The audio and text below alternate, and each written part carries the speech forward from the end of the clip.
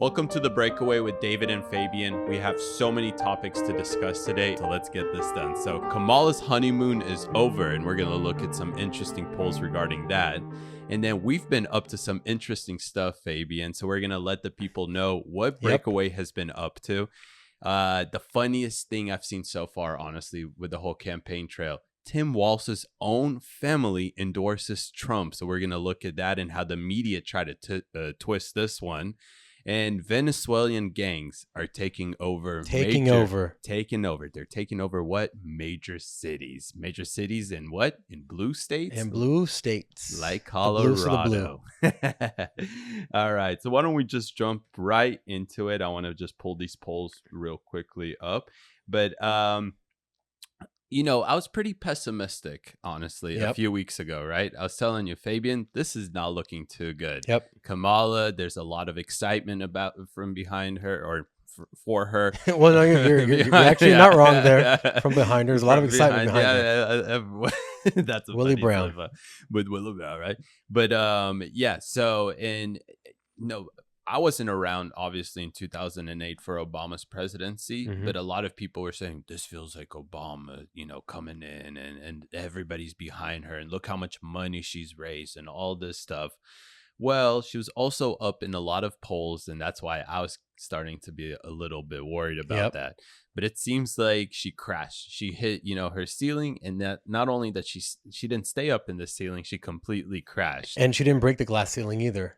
She did not. She bounced off it and fell back to earth. Yeah, definitely. Kamala Harris. Well, welcome back to Earth, Kamala Harris, because now Trump is back to leading you according to Nate Silver polls. So Nate Silver, I like to look at his polls a whole lot because he runs 538, which takes a lot of credited polls that have been very accurate in terms of polling presidential polls for 20, 30 years. And he's showing the chances. So these are just the chances of Trump winning is actually 58%. And of Kamala's is 42%. So, and I believe even like an hour ago, I saw a new poll already that this is from the morning. So I saw a new poll that was like has a 60% chance now winning under the same forecast, Nate Silver's forecast. He's up across all battleground states except Wisconsin and Michigan, but he's tied in Wisconsin and Michigan as well. And this is according to Morning Consult, NBC polls, various other places. His net favorability is also starting to rise across various battleground states. So that's always good to see. And it looks like Tim Walz is finally starting to look like the candidate we've been expecting to see when it comes down to net favorability. I mean, he had like a +8 net favorability in Pennsylvania. Now it's -1. So, wow. It's obviously that was dropping quick because obviously I think Pennsylvania is a perfect representation of people that you can't fool, right? These good vibes, feelings, that may be something that they feel for a week or two. It gives them a refreshment from Biden.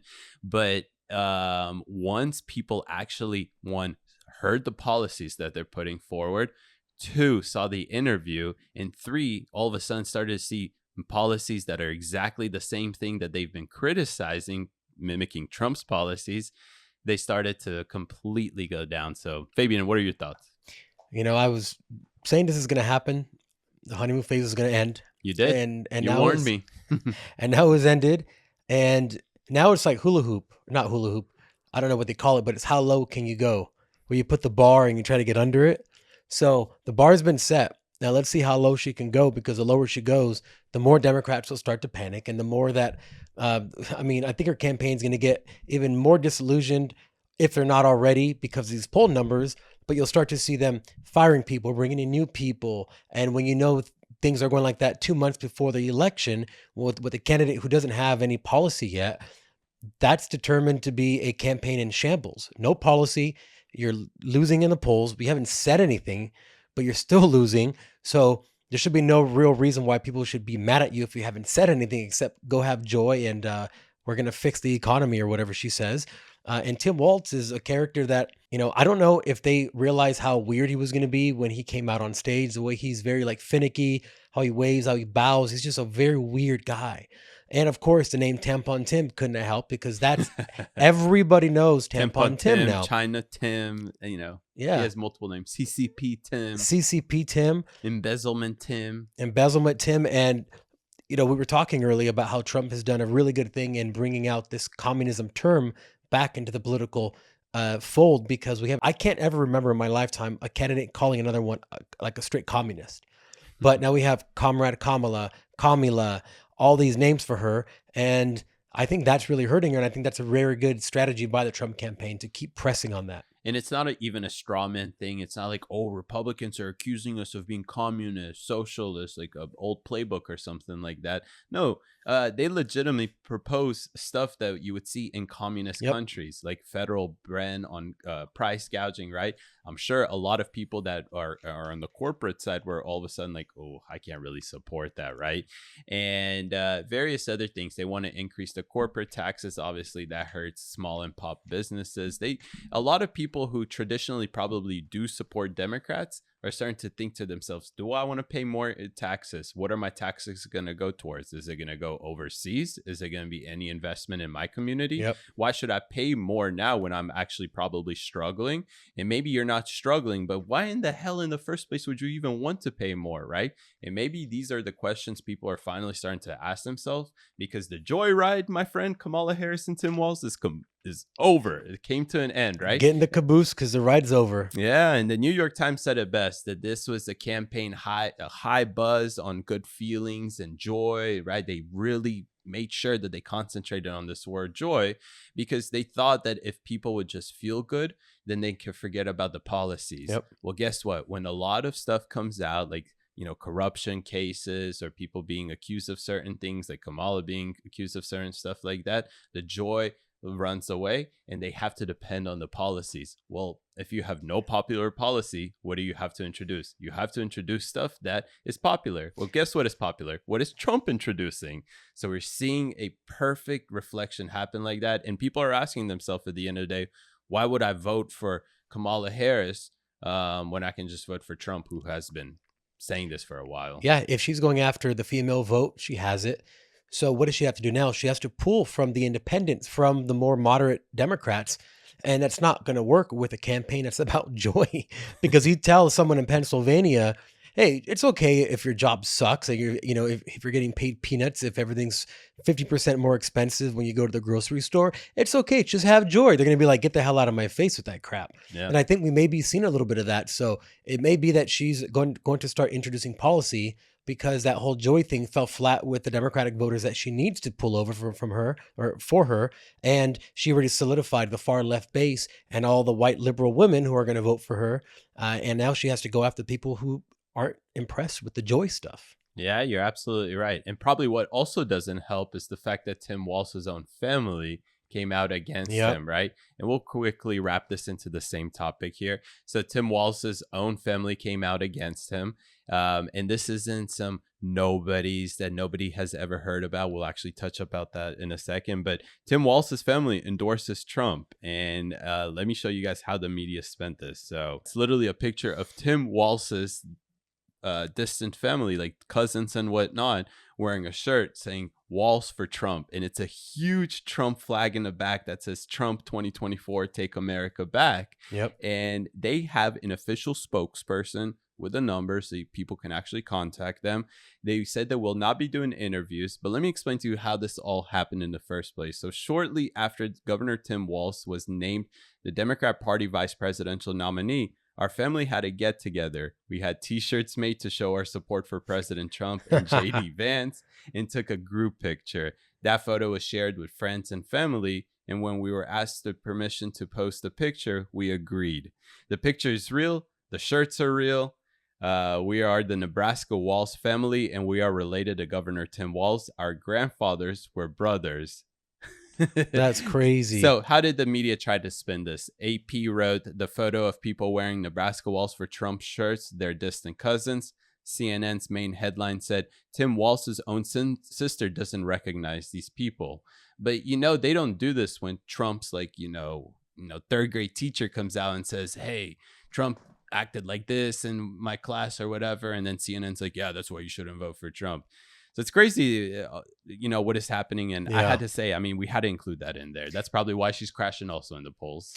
Well, you have a bunch of your family members wearing shirts that say, hey, I'm voting for the other guy. They probably know something about Tim Walz that we should that we should take their word on if they're saying we're not supporting him. Like they have to, even though they're not his immediate family, but you see family members at family gatherings. You hear about certain family members. Hey, this is a weird one. You kind of know who the weird ones are, the ones who you kind of say hi but don't really interact with.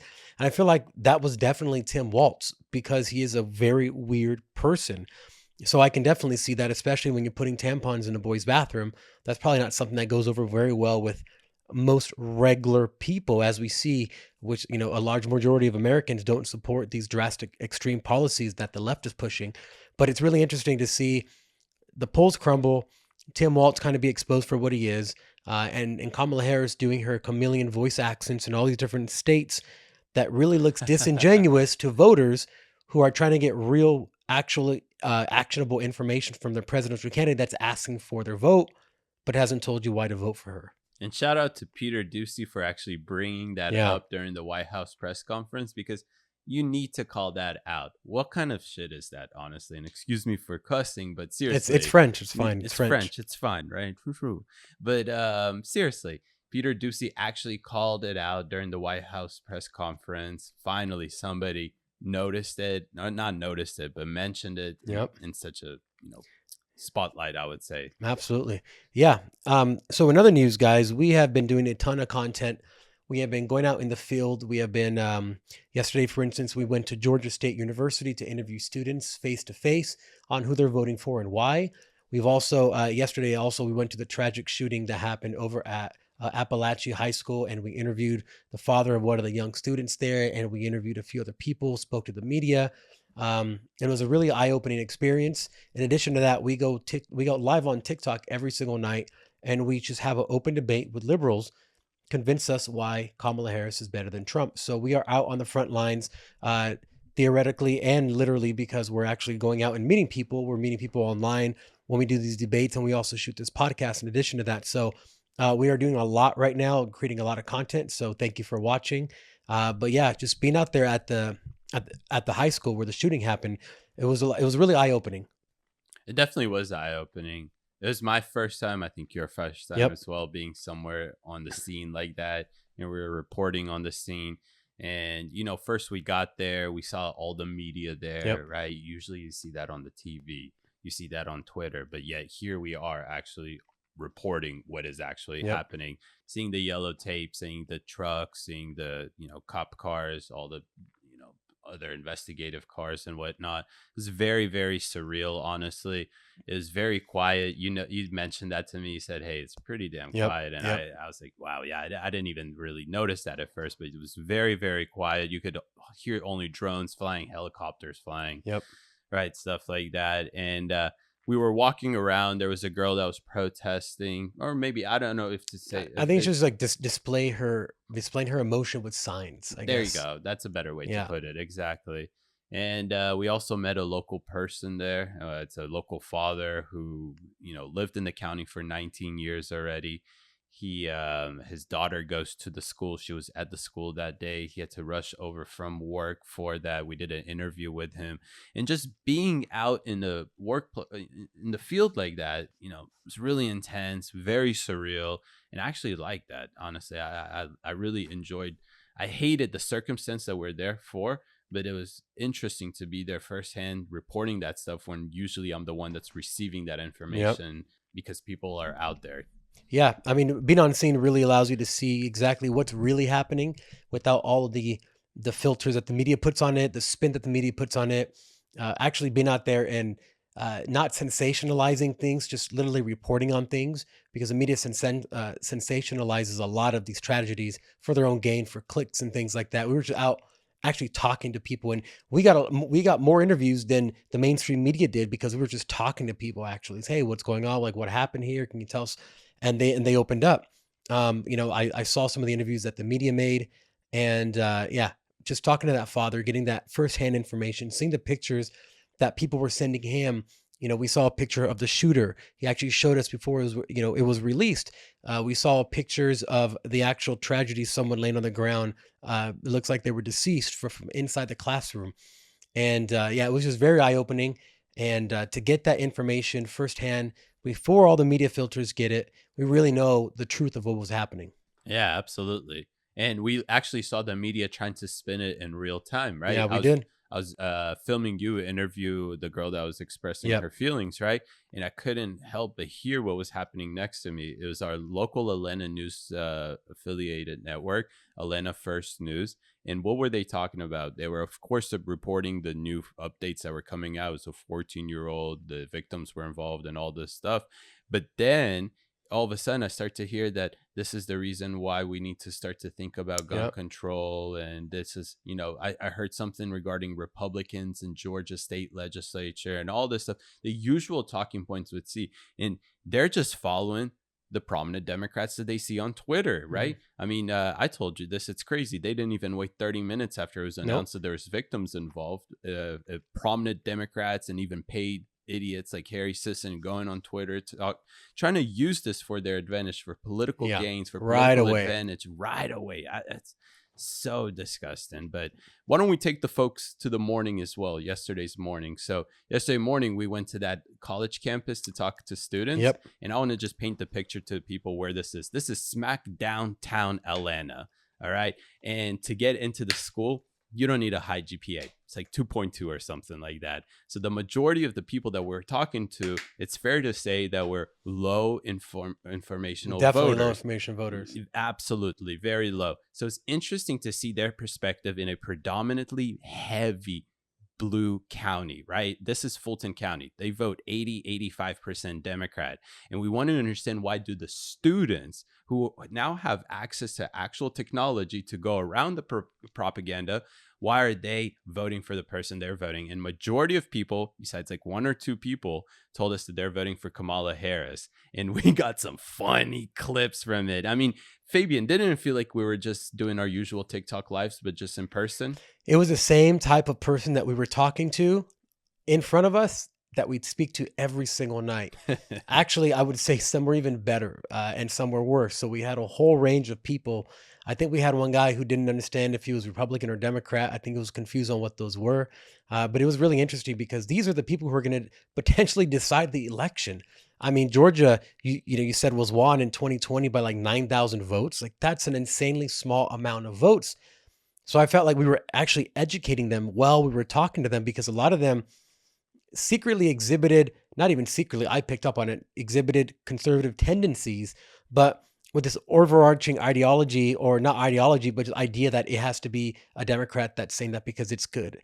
And when I called them out, they were kind of like taking it back, like, no, I'm not a Republican. I'm like, yeah, but it's kind of conservative what you're saying there, man. Definitely. So, you hear these superficial lines, and we just kept digging deeper and deeper. And some people even in my comments said, hey, like, you were mean to that girl.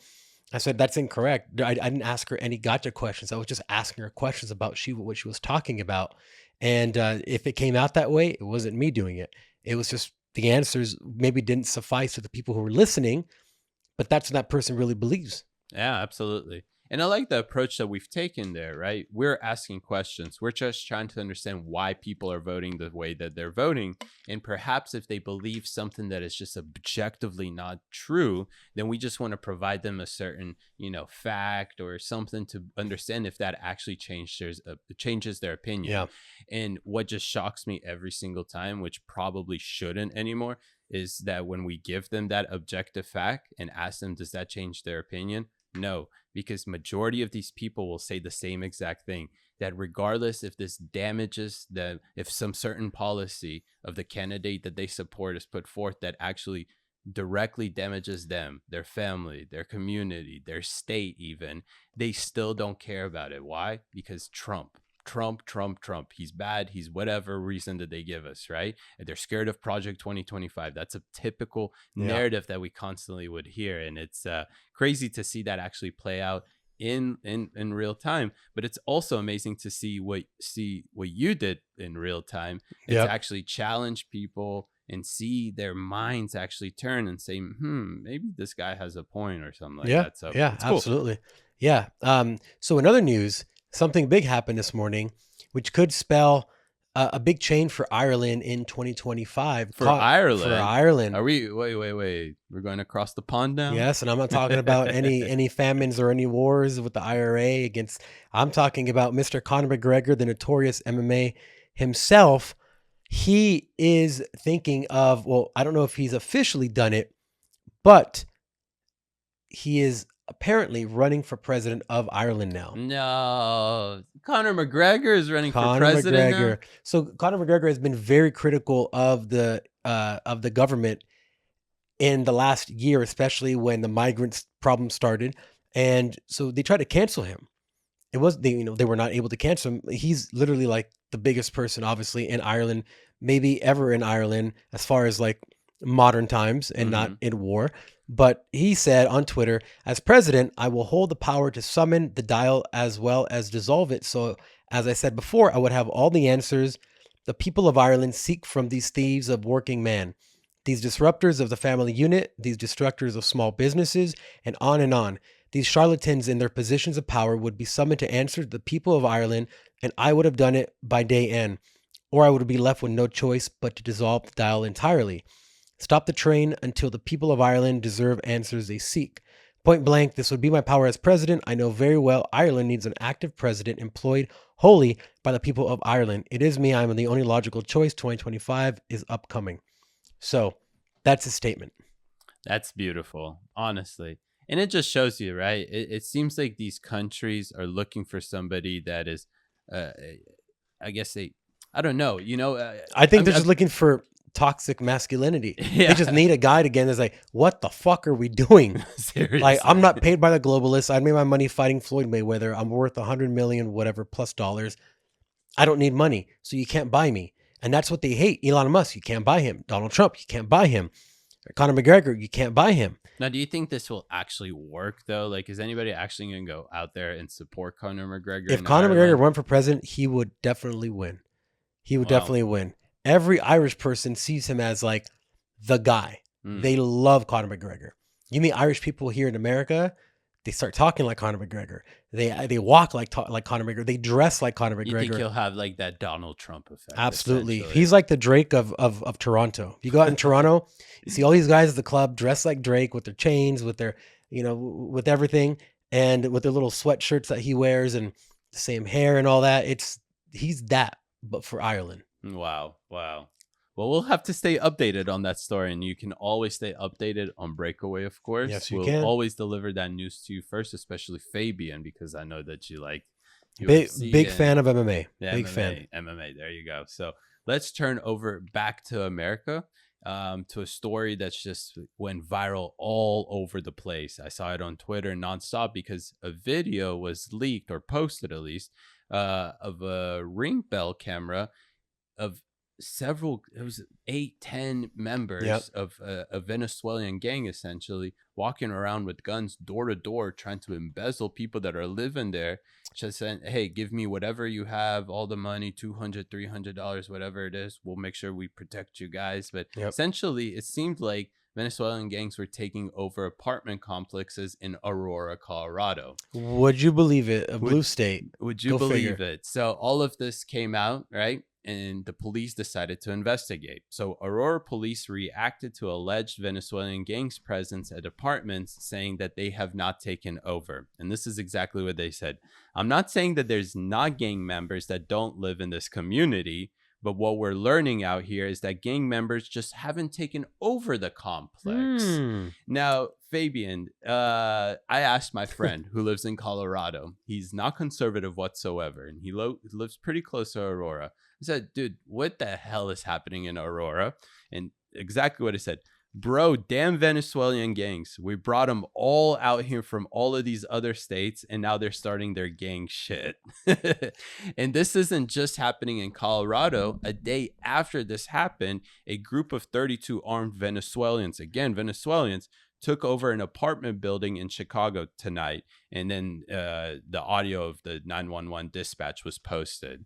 And this is also happening in New York City. It's happening across all of these major cities. There's an old saying that you get what you wish. And if you're a leftist promoting open border policies and you're saying, let's be a sanctuary state, well, now you're seeing the ramifications of that stupid idea. This is why you have to talk to people. So if you have a dumb idea, someone can be honest and say, hey, that's a dumb idea.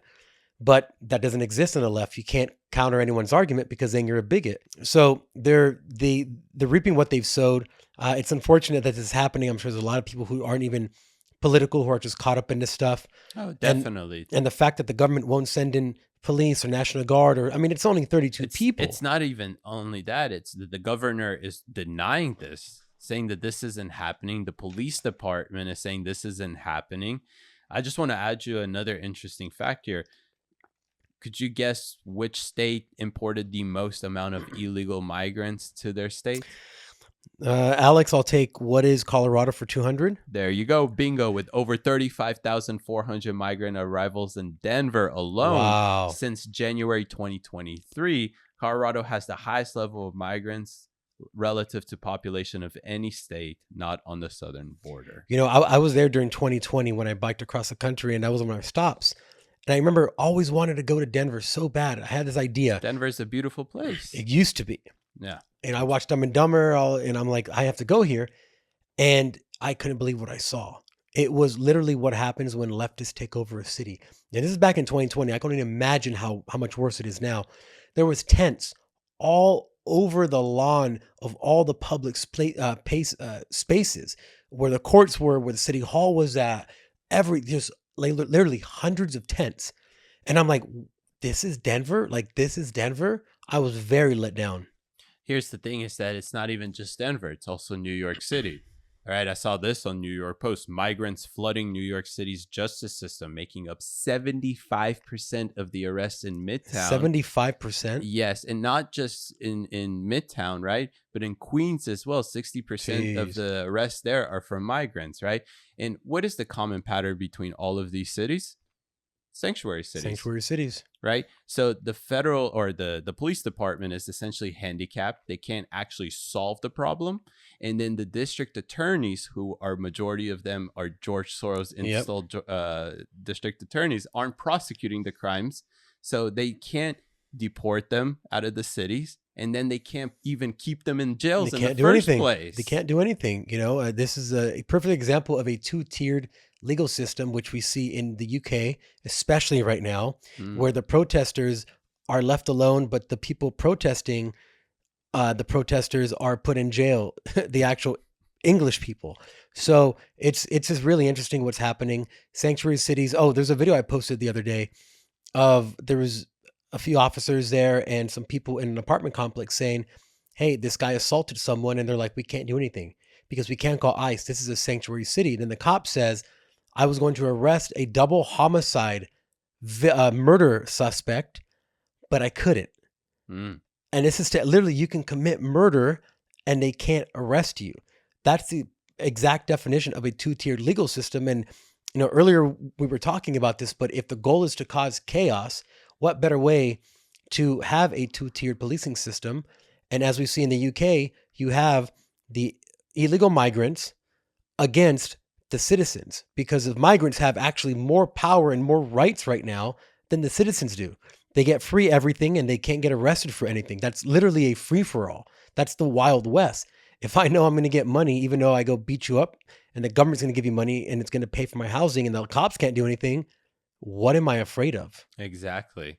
Yeah. It's exactly what they've been planning to do all along, right? We were talking about this earlier as well, is that they want to have this two-tier system, right, in order to make people really mad.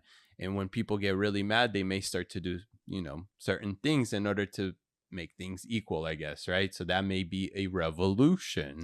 Also, if you're trying to get native population out of an area, then you basically fill it with people. Conspiracy theory. And then they will leave. I mean, you know, this happened in Compton. You know, Compton was primarily black for the longest time. Now it's all Latin, right? They slowly have pushed them out over time, you know, making housing with a bunch of policies. One of the easiest is to just make things more expensive. And then you push people out who you don't want there, which is incredibly sad I mean, this is in LA happening right now. It's been happening the last 20 years. No one's really talking about it, right? And there's just a lot of things happening in blue states. Sanctuary cities. It's the dumbest terminology that's been codified into a law, but this has been the entire plan the entire time. It has been. We're going to keep the folks updated if any more cities have any more Venezuelan gangs taking over their apartment complexes. And by the way, Tucker Carlson is in Anaheim tonight. This is where I grew up, and the crowd is packed. I mean, it is Wow. packed here, Good, good. absolutely packed. And I wish I could have been there. Would have been nice, but yeah, it looks good. It looks great. I'm glad that people are coming out and listening to Tucker Carlson talk about real stuff. Definitely. See, Tucker Carlson, I have to give him credit because he doesn't just sit behind the mic, right, in a studio. Yep. He does stuff like we do as well, like go out into the field and actually see what's going Yep. on there. And I have to give him respect for that. But guys, thank you so much for tuning in for this amazing episode. As Yeah. always, you can get this amazing summary of what happened that day on our amazing YouTube channel, our X, Instagram, all of these great places. So make sure that you subscribe, like, share all of this great stuff. And thank you for joining us at the Breakaway with David and Fabian.